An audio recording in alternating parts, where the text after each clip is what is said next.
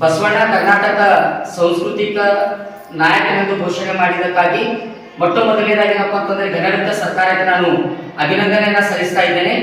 12ನೇ ಶತಮಾನದ ಶರಣ ಸಂಸ್ಕೃತಿಯನ್ನ ಹುಟ್ಟು ಹಾಕಿದ ಬಸವಣ್ಣನವರು ಕರ್ನಾಟಕವಲ್ಲ ಇಡೀ ಜಗತ್ತಿನ ಸಾಂಸ್ಕೃತಿಕ ನಾಯಕರನ್ನಾಗಿ ನಾವು ಬಿಂಬಿಸ್ತಾ ಇದ್ದೀವಿ.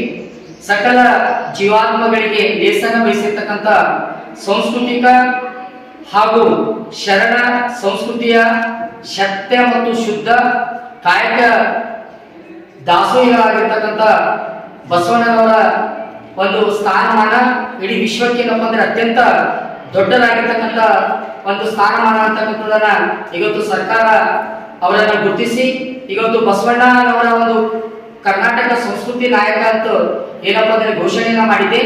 ಅದಕ್ಕಾಗಿ ಏನಪ್ಪ ಅಂದ್ರೆ ನಾವು ಅತಿಥಿ ಉಪನ್ಯಾಸಕರ ಜಿಲ್ಲಾ ಒಂದು ಎಲ್ಲ ಸಂಘದ ಪದಾಧಿಕಾರಿಗಳ ಪರವಾಗಿ ನಾವು ಏನಪ್ಪ ಅಂತಂದ್ರೆ ಸರ್ಕಾರಕ್ಕೆ ಅಭಿನಂದನೆಯನ್ನ ಸಲ್ಲಿಸ್ತಾ ಇದ್ದೀವಿ. ವಿಶೇಷವಾಗಿ ನಾವು ಸಮಾಜದಲ್ಲಿ ಆಗಿರ್ತಕ್ಕಂಥ ತುಳಿತಕ್ಕೊಳಗಾಗಿದ್ದ ಸಮಾಜವನ್ನ ಮೇಲ್ಸ್ತರದಲ್ಲಿ ತರುವಂತ ಒಂದು ಉದ್ದೇಶ ಇಟ್ಕೊಂಡು ಸಮಾಜಕ್ಕೆ ತನ್ನದೇ ರೀತಿಯಾಗಿರ್ತಕ್ಕಂಥ ಒಂದು ಛಾಪನ್ನು ಕೊಟ್ಟಿರ್ತಕ್ಕಂಥ ವಿಶ್ವಗುರು ಬಸವಣ್ಣನವರಿಗೆ ನಾವು ಏನಪ್ಪ ಅಂತಂದ್ರೆ ಸ್ಮರಿಸಬೇಕಾಗುತ್ತೆ.